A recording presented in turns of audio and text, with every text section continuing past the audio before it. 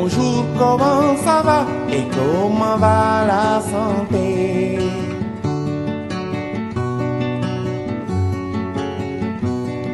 Bonjour, comment ça va et comment va la santé?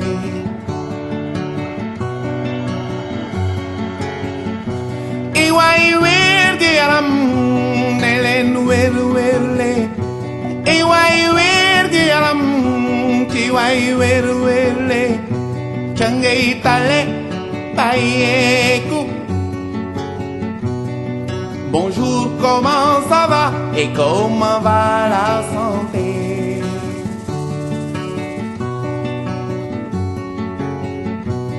Suma tante ji nekk kaw ga, tante ji nekk kaw ga, tétanos daaneel ko, daa gaañu woon nak ileer jël suuf taf ca góom ga. Mieux vaut prévenir qu'essayer de guérir. Bonjour, comment ça va et comment va la santé?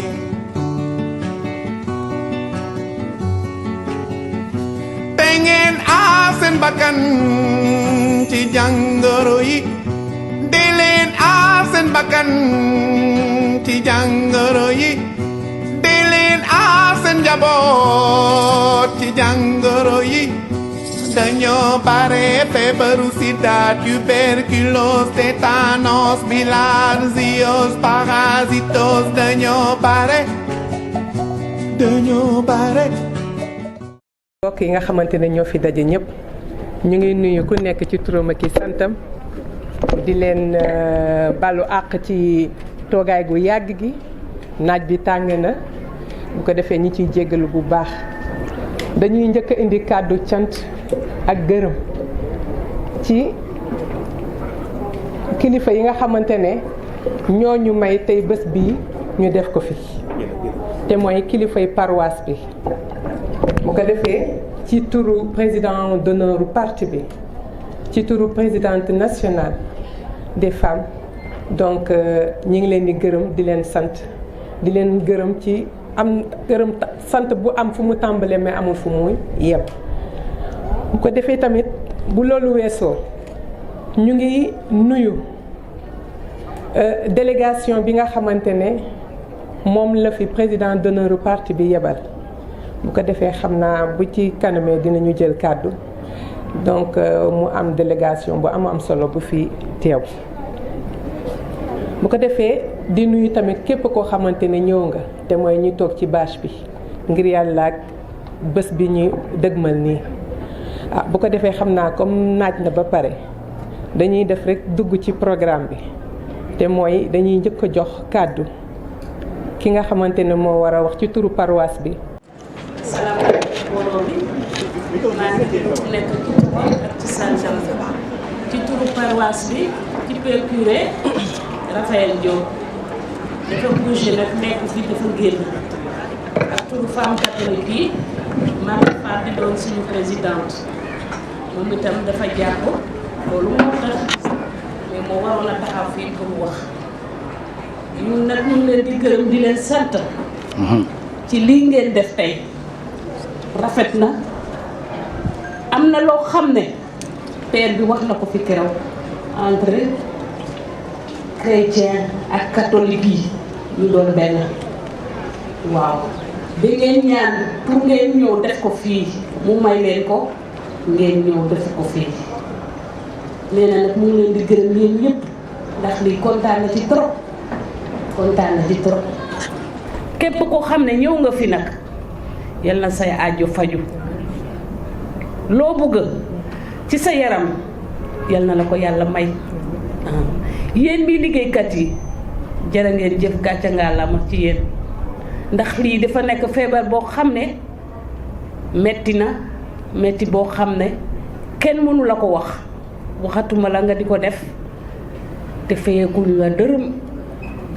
yéen jërë ngeen jëf li rafet na torop te na yàlla na fi yàgg di am bu mu yem tey jërë ngeen jëf.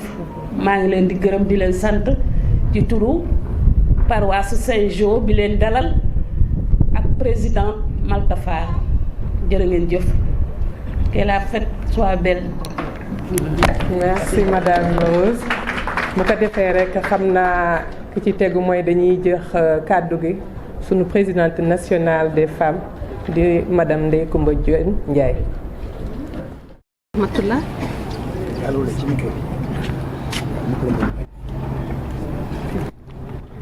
Monsieur le Président du PUR, représenté par une honorable délégation, Monsieur le curé de la paroisse Saint-Joseph de la Médina, Madame la présidente des femmes de la paroisse, Mesdames et Messieurs, chers invités, le mouvement des femmes du PUR tient à remercier très chaleureusement un homme de valeur, un guide éclairé, un défenseur inlassable des opprimés et de la cause féminine, un humaniste hors pair, le vrai patriote, un homme foncièrement bon, ce champion infatigable, gardien de nos valeurs, et le président du Parti de l'Unité et du Rassemblement PUR, je veux nommer le professeur Seydi Mouhamadou Moustapha Sy. Il a offert comme cadeau de début d'année cette manifestation à toutes les femmes ici présentes par le dépistage et le don de sang qui vont permettre de sauver de nombreuses vies. Mesdames de la délégation, transmettez nos sincères remerciements au président du parti. Nos remerciements s'adressent également aux autorités de la paroisse qui ont eu l'amabilité de nous accueillir dans cet auguste endroit et de travailler fraternellement avec nous pour ces deux œuvres de bienfaisance.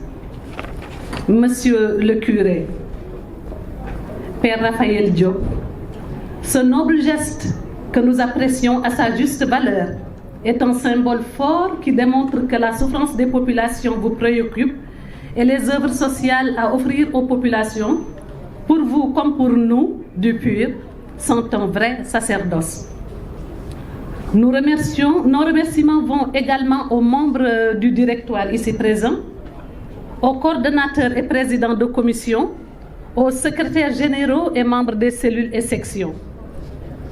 Une mention spéciale est décernée à la brave et efficiente cheville ouvrière du mouvement des femmes du PUR. Je veux nommer la Task Force, qui n'a ménagé aucun effort pour la réussite de cet événement. Pour ce jour, nous avons choisi d'explorer. Je voudrais d'abord présenter le parti dans sa petite composante. Le PUR est un parti de valeurs qui a pour devise justice, développement et solidarité. Et pour ce jour, nous avons choisi d'explorer une partie de notre devise, à savoir la solidarité. Et pour nous, les femmes du PUR, la solidarité telle qu'instruite par le président doit commencer par le pilier fondamental de la société, qui est la femme. En effet, quand la femme est malade, toute la famille souffre. L'éducation de l'enfant en pâtit, l'équilibre de l'homme est perturbé et le bien-être familial s'en ressent. Le cancer est une maladie sournoise, très sournoise, qui tue beaucoup plus que d'autres maladies. Cette maladie, comme la pauvreté, est malheureusement féminisée chez nous au Sénégal et il fait des ravages. La politique de prévention reste à parfaire. Le traitement pour le cancer du col du sein, le cancer du sein et du col de l'utérus est très coûteux et il peut grever le budget familial de façon très drastique. Il est clair qu'il n'y a pas plus noble action que d'aider la femme à se prémunir et à se prendre en charge pour cette maladie. Le premier jalon va être posé avec la prévention, le dépistage que nous avons commencé ce matin. Et les cas détectés seront orientés vers des structures de santé adéquates et un suivi psychologique et matériel sera apporté progressivement. Et il y a un autre volet solidarité qui va être appliqué aussi sous une autre forme. Vous savez tous que nos banques de sang, pour la plupart, sont en déficit ou en manque total, surtout dans les régions. Avec les accidents récurrents de la circulation, les accouchements difficiles, les séances de dialyse, les interventions chirurgicales nécessitant des transfusions, je crois que cette action des femmes du PUR, sous l'égide de son président, vient à son heure. D'autant plus qu'il s'agit de nos enfants, de nos époux, de nos frères, de nos sœurs, de nos amis, de nos parents et de nos proches.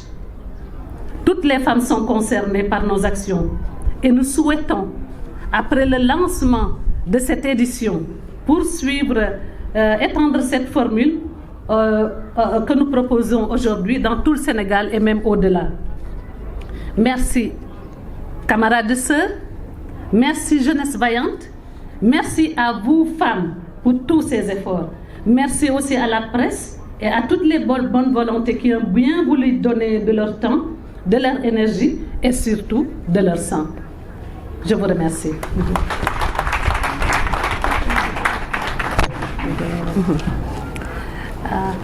Parti de l'unité et du rassemblement dafa nekk parti boo xam ne dafa am ñetti lu koy mandargal muy devise am muy justice développement ak solidarité.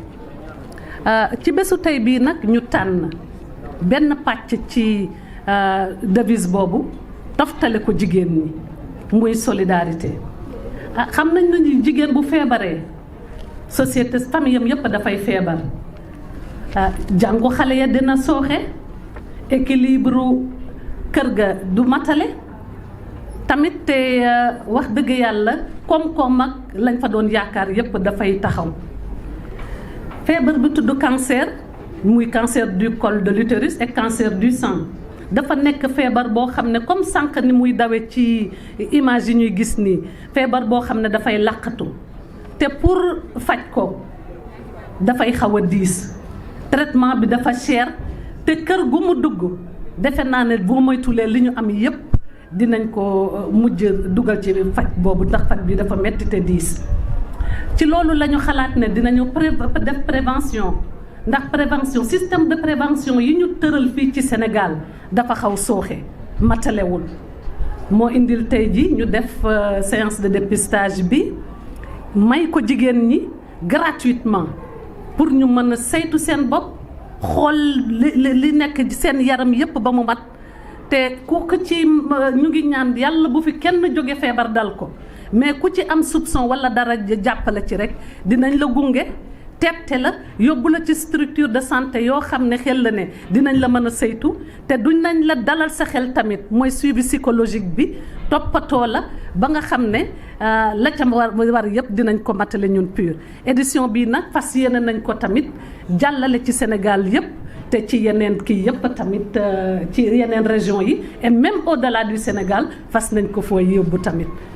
Donc ci loolu mooy bés bi am nañu tamit beneen volet muy don de sang ndax xam nañu accident yi bari na lool deret ji tuuru bari na yal na yàlla musal yal na yàlla sàmm Sénégal yal na yàlla def la mag ña waxoon ne ñu sang réew mi te ki kay sang incha allah PUR lay doon ndax lu tilim wala mu yàqu lu set muy lu PUR moo koy setal incha allah donc ñu yaakaar ne ak accident yu bari accouchement yu difficile da ngay gis léegi même ci réseaux sociaux yi xale yu tuuti di génn àddina ci accouchement donc yooyu yëpp daf ñu préoccupé ñun jigéenu PUR. Opération chirurgicale yi tamit dafay laaj deret dialyse yi feebaru rein yi bari na mooy feebaru roñon yi bari na dafay laaj deret tamit loolu moo waral suñu taxawaayu tey bi nii ñuy woo ñëpp nag ne nañu joxe seeni deret wax dëgg yàlla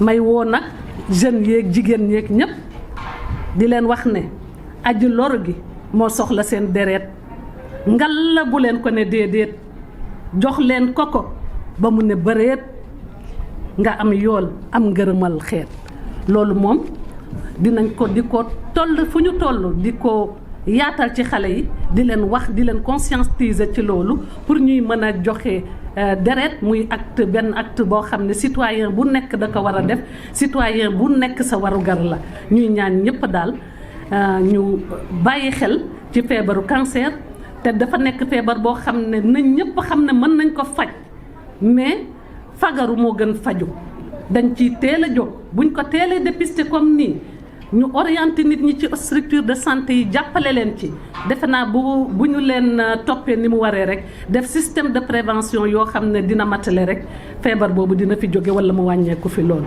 asalaamaaleykum wa rahmatullah ñu ngi gërëm ñëpp di leen sant ñaan na ñëpp a wér ak jàmm incha allah jërëjëf.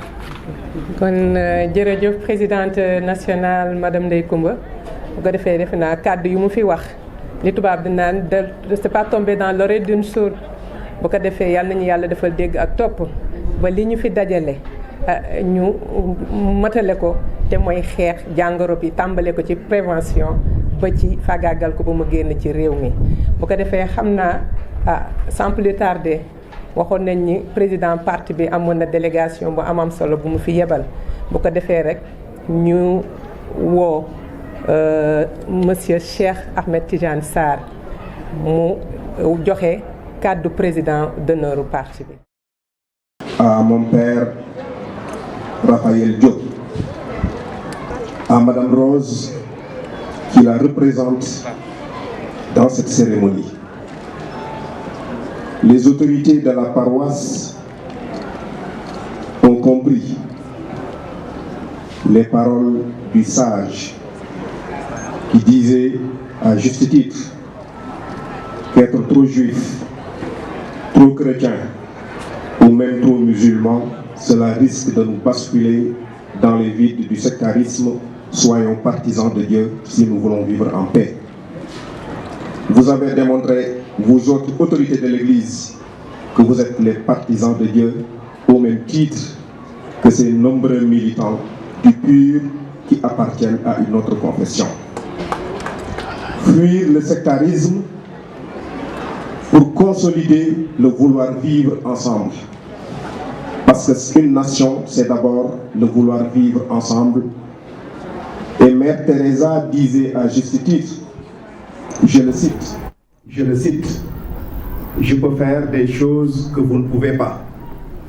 Vous pouvez faire des choses que je ne peux pas. Mais ensemble, nous pouvons faire de grandes choses. C'est cette belle démonstration que j'ai constatée aujourd'hui au sein de la paroisse. Merci encore une fois, autorités de la paroisse.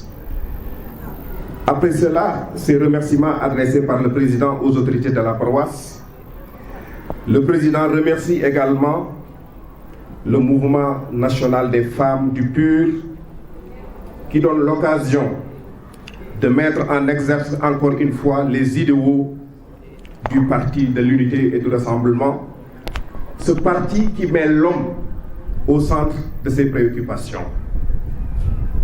Parce que, à la base de toute transformation sociale, il y a l'homme. Mais quel homme? Quel homme? L'homme qui jouit d'une excellente santé mentale et physique. L'homme bien formé, bien éduqué, l'homme équilibré. C'est cet homme-là qui peut être un acteur de l'émergence, un acteur du développement. Et ça, le PUR l'a compris. C'est pourquoi il a toujours fait de l'homme le centre de ses préoccupations. Aujourd'hui donc, c'est une très belle occasion que ce mouvement offre aux femmes sénégalaises de venir se faire dépister du cancer du col de l'utérus et du cancer du sein. C'est aussi une occasion qu'il donne aux donneurs de sang de venir remplir les banques de sang de nos hôpitaux. Donner du sang, c'est sauver une vie, voire des vies. Nous exhortons donc à tous ceux qui sont présents ici d'aller faire ce sacrifice, de donner de leur sang. Encore une fois, merci au mouvement des femmes. À sa tête, une femme de valeur, une femme engagée, une femme déterminée, une femme qui est un modèle. Je veux nommer Sokhna Ndeye Coumba Dièye. également assisté par son adjointe, la vice-présidente, Bossé Guiro, honorable députée, ici présente, et toutes les femmes qui se sont données corps et âme pendant une longue période pour préparer cette journée. Et je pense que leurs efforts n'ont pas été vains. Aujourd'hui, nous pouvons dire, sans risque d'être démenti, que cette journée a déjà réussi. Merci au mouvement des femmes. Merci à toutes les femmes qui se sont employées pour la réussite de cette journée. Wassalamu alaikum wa rahmatullahi wa barakatuh. Pour l'improvisation, on n'est pas très champion dans l'improvisation. Di jottali kaddu président parti bi. Sax ñi ngi doon wax président d'honneur, c'est pas un président d'honneur, c'est le président du parti. Serigne Moustapha Sy. Li nga xam ne moom la ci soxna Ndeye Coumba wax kenn du ci teg kaddu. Te mooy dafay kilifa goo xam ne yàlla daf ko baaxee ba mu gimmee ba tey lu muy def pour lu dimbale askanam la, pour lu xettali askanam la, pour lu askanam tax askanam jëm ci kanam. Ku mel noonu nag lépp lu mu sumb da ngay yëg ci biir ne loolu la ciy jiital.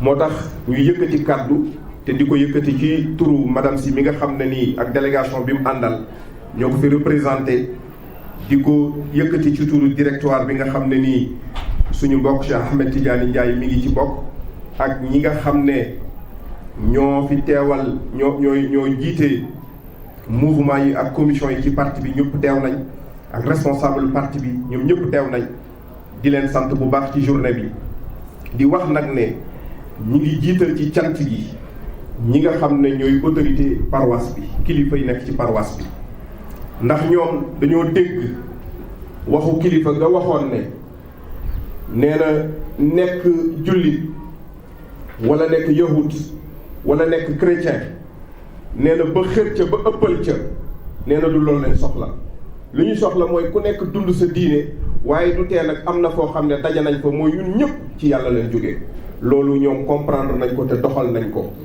ndax am réew li koy tabax mooy ñëpp àndandoo du am waasoo du am xeet du am diine mais ñëpp benn bokk benn objectif muy taxaw pour jëmale réew ma kanam ndax dañu wax ne moo tax parti PUR li nga xam ne nii moom lay doxal li ci ëpp daf ko jël doomu aadama mu jox ko gëdd ndax doomu aadama mooy tabax développement doomu aadama mooy def émergence waaye ban doomu aadama ban nit ki wér gu yaram nit bu amul wér xelam wérul yaramam wérul njàngam bënnul nit kooku fu mu ne dana fa mën a yóbbu réew du dem te bala nga ne naam nekk fa lii tax nga nekk fa mooy wér gu yaram d'abord te ñu gis ne cancer col de l'utérus cancer du sein ak yeneen feebar yi nga xam ne nii mi ngi ci pénc mi sonal na jigéen ñi mi ngi faat lu bari ñenn ñi muy yàq seen dund koom-koom bi nga xam ne moom lay famille yi dajale ci seen kër lépp ñuy yuqi ko joxe ko ngir faj seen ay jigéen seeni sœur seeni soxna seeni rakk seeni mag mu mel ne loolu nag tey jii PUR lii mu def nii du jëfu politique politicienne du jëfu politique politicienne dafa am benn dimension philanthropique sociale et humaniste boo xam ne nii moom lañ jëf tey jii te mouvement des femmes jëf ko woo jigéen ñëpp ñu ñëw dépisté wu ndax Sénégal jigéen ñi dañuy tàmm di Sénégal yëpp sax jigéen ñi góor ñi ku nekk da ngay tàmm sax dem seeti sa yaram ci docteur ndax ragal ñu wax la te ñu wax la nga teel a xam faju moo gën balaa muy weesu kon nag ñi ngi encouragé lii te jàpp naa ne mouvement des femmes lii mu teg tey jii benn jéego la yeneen jéego dana ñëw président mi ngi leen di encouragé di leen ñaanal li nga xam ne nii moom ngeen tàmbali tey yàlla jàppale leen ci ngeen am ci ndam bu mag a mag a mag ñuy sant nag ñi la jàppale ci liggéey bi yëpp soxna Ndeye Coumba wax naa ko sànq ci tubaab nee naa moom mi jiite mouvement bi jigéen ju am valeur la jigéen ju xam boppam la jigéen la joo xam ne ni modèle la pour bépp jigéen royukaay la ñi koy jàppale te ki ci jiitu di soxna Mbossé Giro honorable député moom it kazalika yeneen jigéen ñi ànd ak ñoom nga xam ne fan yi yëpp noppaluwuñu bu dégg bëccëg ñuy dang-dangi pour journée bi réussir yàlla suturaal nañu tey jàpp naa ni journée bi réussir na ba pare kon nag yàlla nañ ko muurloo kàddu yi jaxasoo na mais loolu lañ mu doo bëggoon a wax ci turu président di ñaan yàlla rek ñu dugg ci journée bi ak jàmm wasalaamaaleykum wa rahmatullahi wa barakaatu merci. sant tamit sëñ Cheikh Sarr nga xamante ne moom la président bi yebal mu jotale kàddu yi macha allah bu ko defee rek xëy na loolu moo doon soloy jotaay gi bu ko defee don de sang bi day continuer dépistage bi di continuer